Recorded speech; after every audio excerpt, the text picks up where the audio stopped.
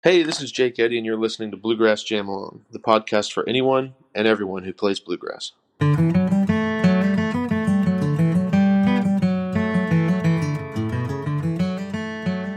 So, exciting times on the podcast. Not only have I got my first guest returning, but I've also got my first ever guest returning.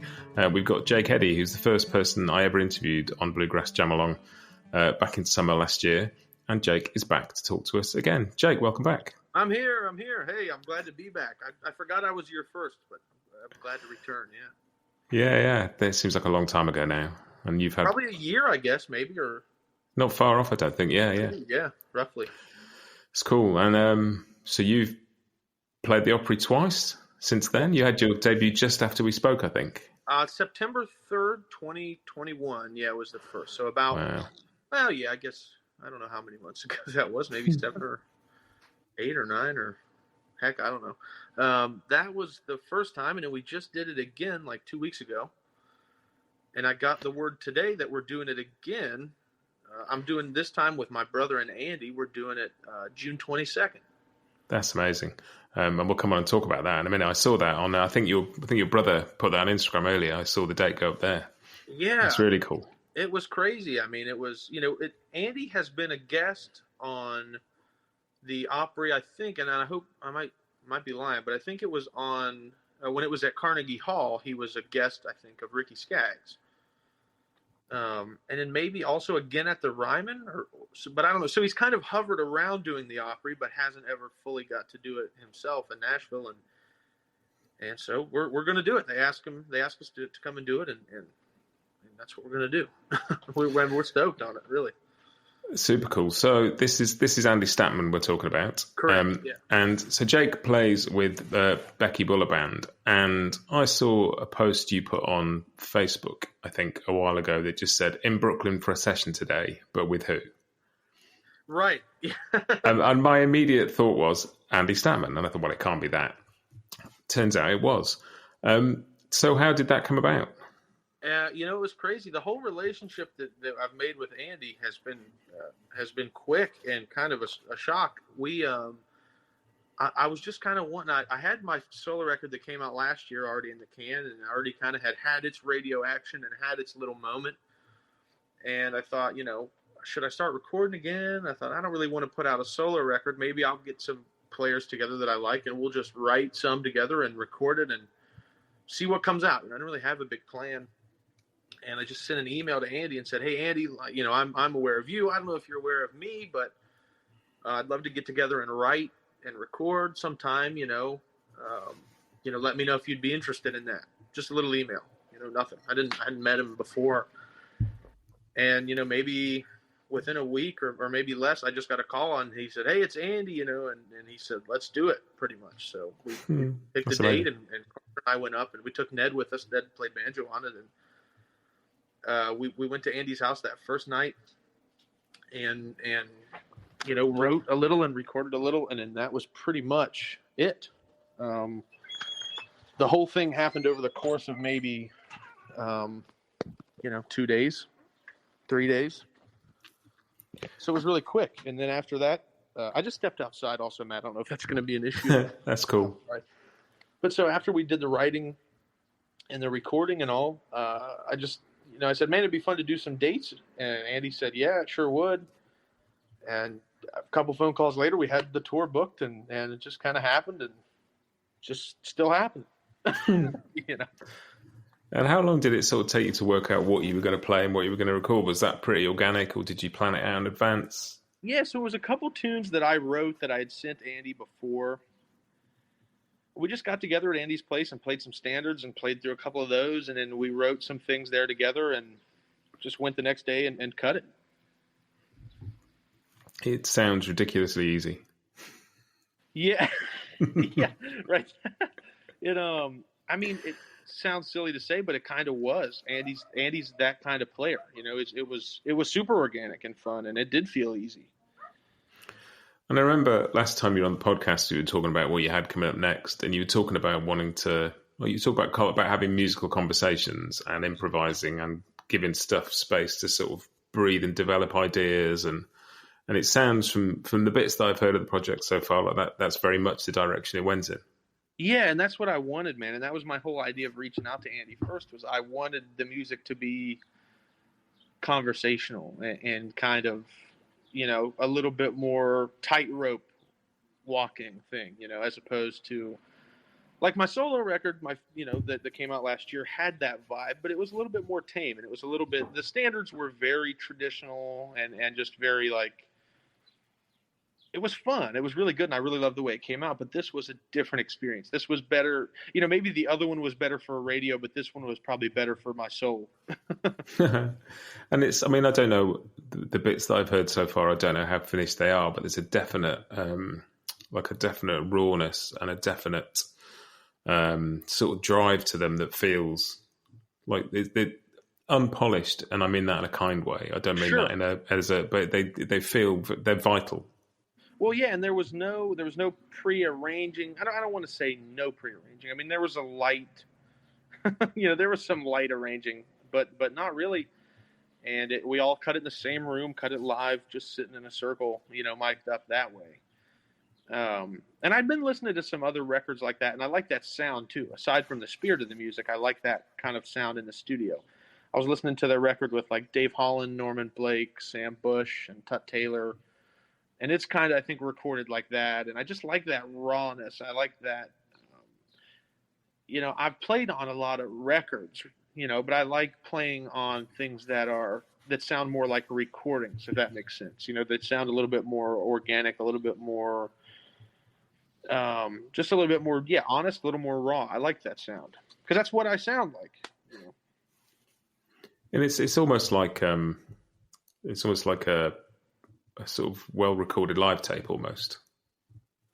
It has the feel of performance about it. Exactly, and I like that. And there, what we did was we kind of played a few takes of every tune. We just kind of, we picked some tunes and played them all day and took the, we didn't always take the cleanest one or the, the most solid one. We took the ones that had the most, had the best energy and the best, kind of interplay between everybody, and we talked about this with the last record, and I was into just kind of leaving the warts and everything on it. When it gets down to the mixing and editing and everything, there were 20 times where there were better things that we could have comped in to make it sound a little more polished or sound a little bit more, whatever, but you lose the organic quality of it. Yeah. So there's a trade-off, and we chose the more spontaneous, raw kind of sound, I think. It reminds me a little bit of the record that Chris Thile and Michael Daves did, the duet stuff, that's just got an energy. And there's bits where they're not entirely in tune with each other, and there's bits where it's just got an immediacy, and it feels like people playing music straight into your ears. Yeah, man, and I like that, and I grew up with that, especially, a lot of the music I grew up listening to was music being played, by people. Yeah. Of course, listen to recordings, but a lot of the music I was subject to as a kid was like my grandpa singing and my mom singing with him, or my mom playing guitar. Like, yeah, I'm sure it wasn't all perfect, but it was good, and it meant something to me. And that's kind of how I think about this project too. It was an exciting moment playing, and it's exciting to listen to, I think, for that same reason, even though it's maybe not perfect in some spots or whatever. We'll be right back with you just after this. Bluegrass Jam Along is proud to be sponsored by Collings Guitars and Mandolins. If you're attending the NAMM show in January, stop by the Collings booth to say hello to the team, get hands-on with their selection of customised acoustics and electrics, and check out some exciting new prototypes they're working on for 2024. They'll also have a few of their world-class artists on hand demoing various instruments. And if you can't attend, don't forget to follow their Instagram and Facebook accounts throughout the show for photos, videos, and the latest news. Collings guitars are hand-built from the Sound Up in Austin, Texas.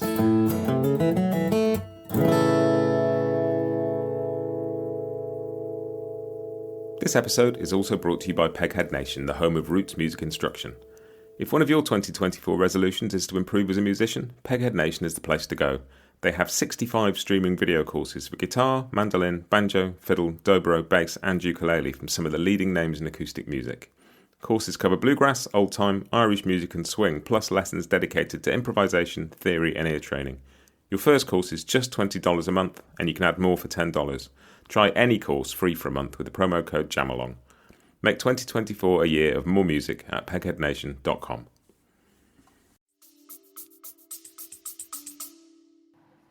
Yeah, and so the person was you, Andy, Ned on banjo, and your brother on bass. Correct. Yeah, correct. And it was fun. that's and Ned has a really fondness of Andy's playing. I mean, Ned has been a fan of Andy, for a long time, and Ned's really into like some of the, Andy's older stuff where he's playing with Trishka, obviously, and like the Wretched Refuse String Band and all that kind of stuff. So, it was good. I think it was the right personnel for the session, and everything was great. And Andy and Ned both share a love for bagels, right there. There's a lot. It was just a good time, man. And the music was the cherry on top. It was great. And the record's coming out on Wondertone, and I was sort of looking into that, and it's coming out on vinyl, and they lathe cut each record in real time. And does that sort of tie in with your vision for the project, or does that happen to be how it's coming out? It feels like there's a real synergy between the content and the delivery of it there. Yeah, I don't know if that was intentional so much on the vinyl side, but we are doing, as of right now, the current plan is to do this release only on physical copies for a while, and then move to digital down the road. And I think that's a little bit counterintuitive to the way a lot of people are releasing music now. But we want. And I talked to Ned a lot about this when I was cutting my first record. He said, on these long drives between a rehearsal once with Ned, he said, you cut a record for different reasons. Sometimes you cut a record to make a splash on radio. Sometimes you make it just as a statement for the art. Sometimes you make it as a thing to sell on the road in hard copies. And this project for me seemed like a way to make music that I wanted, that was fulfilling to me and to the other guys playing. And then also it'll serve as merch for the road. And we're doing this tour, and we want to use the record to help push the tour. And we're kind of using it in a different way. Like it'll make its way to streaming, but I'm not expecting it to make a huge splash online. But we want it to tie in a lot to the live shows and getting it to real people and real physical media. And that's kind of where we're leaning toward right now. And it's got like the sort of artwork I've seen that goes with it. It's got like there's almost like a Blue Note vibe to it, the way it looks. I made the art actually, and it's totally a Blue Note inspired thing. I mean, I love that look. That's kind of I like a lot of those old records, and I'm just used to seeing that look. And I like the big text, and it's got just a bold picture and big text, and that's it. And I really like that look. So yeah, it was definitely going for that, and I wanted it to be very New York, and I wanted it to look cold and kind of, when we cut it, it was during one of the biggest snowstorms of the year in Brooklyn. They had a foot plus of snow, and it just wanted to capture all of that sort of look. So that's why it's that sort of grayscale and blue kind of thing. Yeah. It's funny, you want the cover art to convey the music. That's sometimes hard to do, but I think we found a good match there. I sent probably 100 drafts of that to Carter. Like, what do you think of this? Does this look right, or does this seem to look? Is it too vibrant? Is it too dull? Is it, there was a lot of back and forth, but I think I got it to a place that I really like it. And I'm not a graphic designer by any means, but I just thought for some reason I could do it.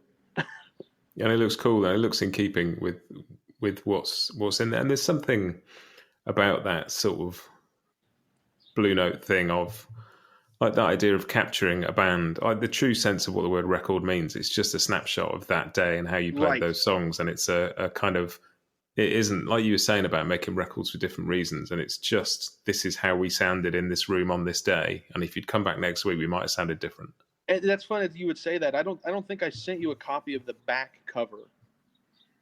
No, but I need to in the front, I think. I'll send it to you later, I guess, after this. But the back cover, there's a little blurb about that. It just says, look, this was recorded at so-and-so studio on this day with this much preparation.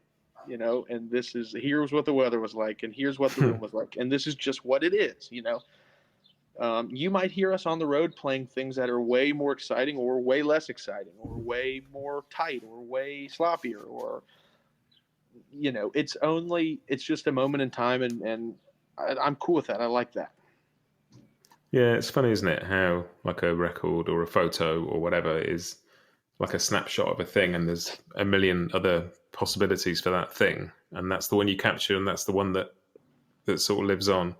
But I think there's something beautiful about that.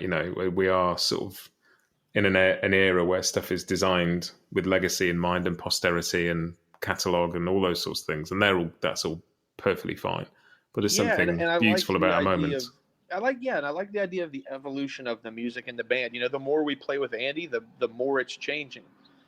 There'll probably be people on the tour certain nights that will take that record home and go, that doesn't sound like what we just heard. Yeah. For better or for worse, it just probably will. It's an ever changing thing, and that's the beauty of this music for me, for bluegrass music or jazz or improvised music. It's that, it's not always the same. It's ever changing, and it's exciting when you play it. Sometimes I have just as much shock as the value would, or the value. What am I saying? The audience would. There's more shock value to me, because it's like it almost feels like I don't know what's going to happen, especially playing with Andy. That's very much his style. He's very, a lot of moments where even being in the band, playing with him, I can't believe what's happening. He just takes you on that journey, and I like that feeling. Yeah, it's really interesting because I went to see Billy Strings play over in the UK back in March. I'd never seen him play before. I've listened to him a bunch and I've seen stuff online. But I went to see him twice in the space of 3 days. And there's something glorious about going to 2 gigs 3 days apart where the set list is different and the vibe's different, and they are playing off how that room feels on that day. And I think maybe that comes after 2 years of no live music, but I'd sort of find myself craving that again. Like people in a room making music for other people in a room. Exactly. And I've talked a lot about that with Carter, with Andy, or just with whoever, that, the best night that I ever play will probably never be heard again, unless you were there. Or the best night that, you've probably never heard Tony Rice's best night ever.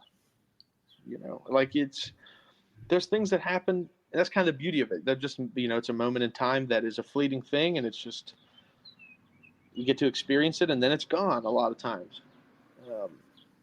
And I like that. I have a fondness for that.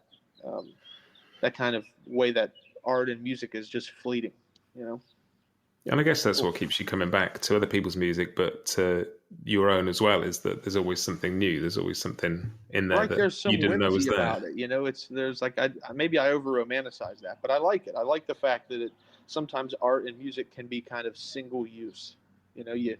It happens once, and then you might not ever really capture that exact feeling again. Yeah, and it's something that I hadn't realised how much I missed. Like before the pandemic, I don't think I went to as much theatre or as much live music as I had in the past. And like suddenly now, every time I went to the theatre the other night, and there's 500, 600 people in that room, and they're the only people that are going to see that performance, and you're one of them, and that's a bond between you and the performer, and it's just such a human thing and such a connected thing. And and it's funny. I mean, you would kind of expect. I mean, I guess when you go to a show, you almost halfway expect that it will be the same the next night or something. Sometimes it doesn't feel as singular to me, but it's when you're actually in the moment and you're there watching it, it's totally unique. Yeah, and I'm sure if you go and see, I don't know, U2 or Coldplay, or they've got a stadium show, the set list probably doesn't change. They've got the lights all pre-programmed. There's everything's designed to perform the same thing night in, night out, whether you're in Rio or you're in Berlin. And there's that is what it is. But there's also something about a bunch of people just turning up and going, right, let's see where we go the next 2 hours. Right. I definitely prefer that kind of. When we play with Andy, we've only done 2 shows with Andy, so we're really about to leave on tour in about 10 days roughly. But we did 2 shows as kind of a little test run, just to work out some set list things, that's kind of what I'm getting to. I wouldn't call it a set list. We just, when they said our name, we just walked out, with nothing at all. And like, it's exciting. It's cool to see it forming. It's like that was super exciting because we really didn't even hardly discuss tunes, maybe a couple, but it's just like, let's just see what happens. Let's be as surprised as anyone who's listening, and just trust the music and trust that it's going to be okay. And it was great. It's really fulfilling to play like that with people who are able to play like that. With people who are okay with the idea of uncertainty or discomfort, or it makes things a lot more exciting and a lot more rewarding, I think, for the players and the people listening. Yeah, absolutely. There's a certain sense that you're all in it together as well. Sure. Exactly. That's cool. And in terms of the material that sort of made it onto the record, then, like, what are which of the pieces on there that you wrote, and what ended up on there, and how did you get to that? Yeah, so we were playing the fiddle tune "Forked Deer" at Andy's house. That was like what we kind of warmed up with, or whatever, or I don't know. We were just playing it at some point in the night, and then Andy starts kind of playing it. Either Andy or Ned, I don't even remember which one of us, but started playing it in minor, in a minor key. Yeah. And then, I came up with some chords that fitted a little better, and then Andy kind of wrote this little bridge, and that became the title cut, the one on there that's called Nor'easter. Really is kind of a, some bastardization of Forked Deer, right? And then there's some other ones. I wrote the one called The Green Machine. You remember last time we talked about when I sold pumpkins and all that. Did we talk Yeah. The Green Machine, that's what we used to call that truck that I had. So I wrote that tune before the session. And then there's a tune on there called Clever Britches, which is, again, started as the fiddle tune Leather Britches that I kind of, changed around a little. And then there's some standards on there. There's a couple banjo tunes, like Ned played John Henry on the banjo, just kind of randomly started playing it in the studio, and that stuck, and we kept it. And then we were in the control room. We wanted one more tune, and Andy suggested a gospel tune, which I guess is sort of funny. Andy's Jewish, but Andy said, "How about like some kind of gospel hymn?" So Just a Closer Walk with Thee is one we put on there, and same thing, kind of maybe uncharacteristic for the session, but it worked really cool because, I love the mandolin on that track. Andy's approach to that one is super cool. It's so raw and just like out of left field. But yeah, just the material was super organic. It was some things I wrote, some things we wrote together, some things that we just chose while we were in the studio. I'm trying to think what else is on there.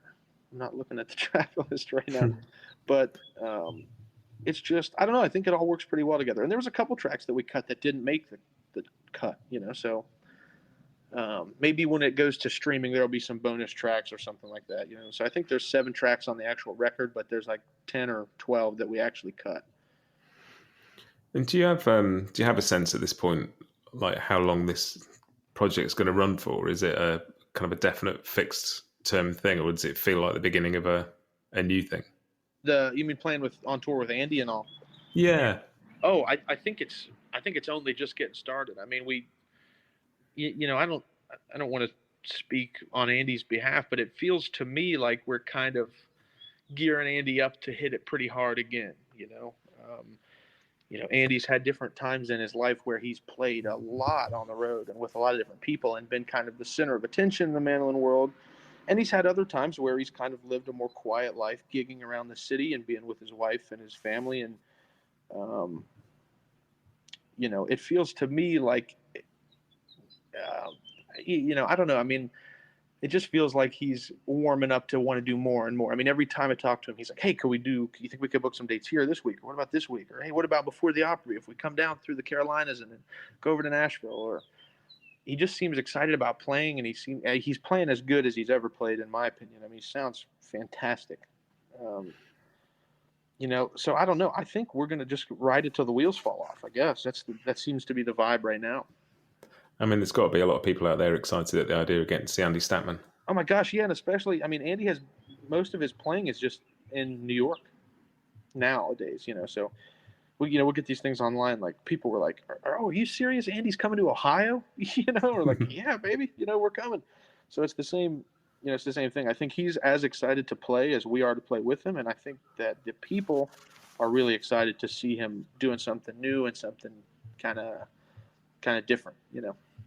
Yeah, and he's he's covered a lot of ground in his time, and Absolutely, he's loved by mandolin players, and also there's a great respect for Andy in the klezmer community and jazz circles and bluegrass guys. I mean, he's one of Andy's like kind of close people he's collaborated with and been friends with over the years is Ricky Skaggs, and Ricky is kind of, you would think of him as being kind of a traditional figure, in some degree, but they, there's a deep respect there and kind of in their music and their playing too. So Andy to me is universally enjoyable. He's a great player and he comes from a really honest background. He's unique, and he sounds like himself. And that's the thing, isn't it? Yeah, sure. That's the goal for everybody. Sure. To play a few notes and you know who it is. Yeah, well, there's no mistaking him. Yeah. And when you get to the Opry with Andy, are you going to put another dent in your guitar? Of course. Of course. I've seen each time you've played, you put a little notch on the top of that D18. Of course. There's 2 in there now, and there'll be 3. Yeah, come next month. What's going to happen by the time you're 60? Hopefully it'll be completely busted and be a pile of sawdust.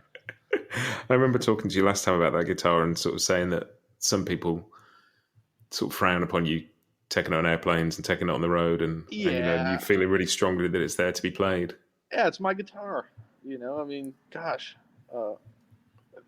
yeah. I mean, I can't imagine not taking it out. It's like why even have it? Yeah. Oh, it's not absolutely. So good, and I'm just so used to it, and it's just I just have a connection to that instrument, And dude, that's the other thing about this tour, that if there's guitar nerds out there listening to this, which Lord knows there is.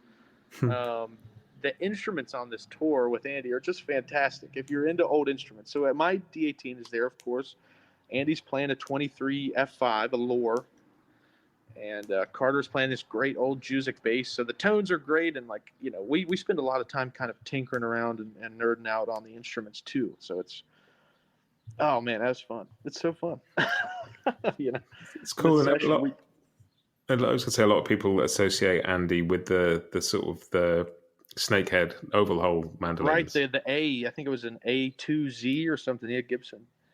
And he's played a bunch of different ones. He's played like some really, in the most recent years, more boutique builders. He plays an Elias pretty often. He has some, I don't know. He has a ton of mandolins, or he has had a ton of them over time. But the Lore is special. He had just got it pretty recently. And he played it on the session, of course. And then when he came up to Athens, we visited Don McCrosty, who's a renowned mandolin luthier. He builds the Red Diamond mandolins. And he did a little work on Andy's Lore when we were there. Just some minimal kind of setup, like little truss rod adjustment, little bridge work, whatever. And it was even better after that. And seeing Andy's face light up, when he got it back and played it. I mean, it was exciting. It's a powerful instrument. So it's fun. That I love the history of those old instruments, and it's exciting to be, when you hear that mandolin, of course it sounds like Andy, but it also sounds like it's just, it's got 100 years of history, and you can hear it in every note, Yeah, literally next year, 100 years of history. That's, Yeah. Right at your ear at 200 beats a minute. Yeah. So you've got the shows coming up and the record coming out. What else does this year hold? I presume you've got some gigs with Becky coming up too. I do. I'm teaching at the Rocky Grass Academy. Cool. And then we're playing at Rocky Grass with Becky. And then the other big thing that's kind of on my radar right now is January of 2023. So this upcoming January, I'm teaching at a camp in South Africa. Oh, cool.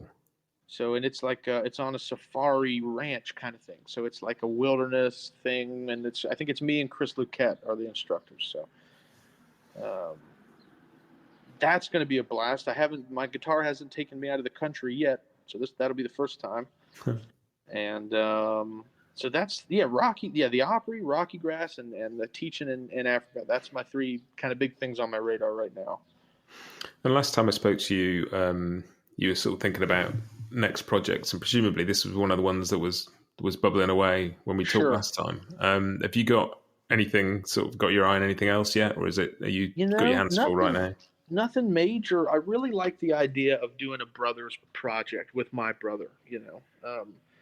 Singing duets and doing that, and with my family. I cut a small kind of demo with my family during COVID, kind of just as a something to kill time and get to hang out and spend more time with them and make some music. I'd really like to dive into that a little harder and do another record with my family. And, and I have a ton of tunes that I've written. I'd like to cut some solo stuff. I just, I don't know. There's a lot of things I'm thinking about, but I'm doing too much playing right now to get too deep into another project. But it's, you talk to me in a week, that could change, I guess. It's kind of, but my thing has always been kind of like just strike when the iron's hot. If I'm feeling a project, I have to do it pretty quick or I'll kind of lose steam. Yeah. So we'll see what's coming, but definitely more stuff with Carter is always on the horizon, and there'll be things with Becky coming out soon. There's some Christmas music coming out in December that I'm on, and there's some singles with her coming out this year, and so you'll see me around. I've played on a bunch of other people's records this year that are coming out too. Some country stuff, some bluegrass stuff, some, so as far as stuff directly from me, I don't have anything right on the hinge of coming up, but you'll see me around. Cool. Well, good luck with the record and with the tour and all the bits you've got coming up. As always, it's a real pleasure to talk to you. Thanks, Matt. Yeah, it's great to do it, and I'm glad you enjoyed the record, and I'd be glad to come back on any time. Well, I look forward to hearing about another project somewhere down the line and having the chance to get you back on. Yeah, we'll do, man. We'll stay in touch. Take care. Good to speak to you, mate.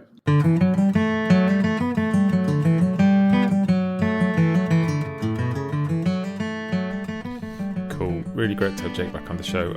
I'll stick a link in the show notes to the first interview that I did with Jake, so you can listen back and hear a bit more of the background if you want to. I'll also stick some links in there to various, Jake's teaching and various gigs and bits and pieces, as well as the record he's got coming out. Sorry about the slight sound quality on that one. Basically we had a technical problem, and instead of having two separate tracks from me and Jake, so I could mix the volumes a little bit, I had to rely on one that had both of us on it, and he's a bit quieter than me. So I hope that didn't get in the way too much. But just really good fun to chat to Jake again, and I'm sure I'll chat to him again in the future at some point. Cool. Right. I will see you next time. Have a great week. Happy picking. Bluegrass Jam Along is proud to be sponsored by Collings Guitars and Mandolins, making some of the finest guitars and mandolins in the world since the 1970s. Visit collingsguitars.com and find out why.